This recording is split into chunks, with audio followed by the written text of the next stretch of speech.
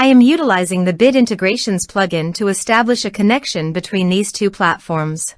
Let's go to Bit Integration Dashboard. Click Create Integration. Search and select WPForms for the trigger.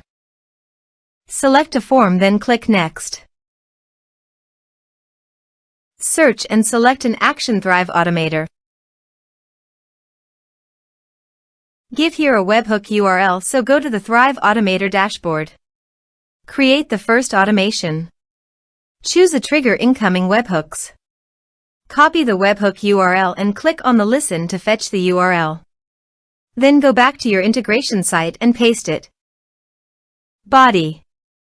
Send all data. Choose Request Payload Application/JSON.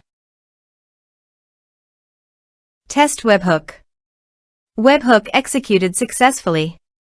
Here are some advanced features in conditional logic you can use for your requirement. Next.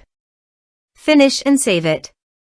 Go to your Thrive Automator site, and here you can see that the data fetched successfully.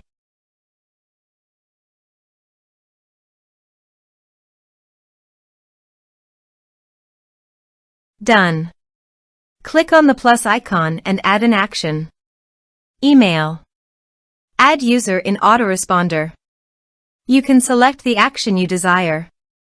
I choose MailerLite. Choose a list. Done. Save and finish it.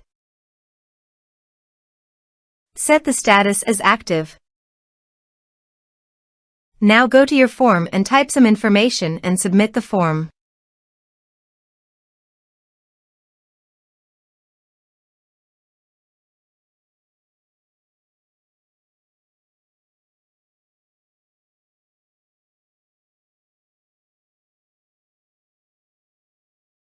The form is successfully submitted. Now go to MailerLite dashboard. After successfully sending the data via Uncanny Automator, you can see it in MailerLite.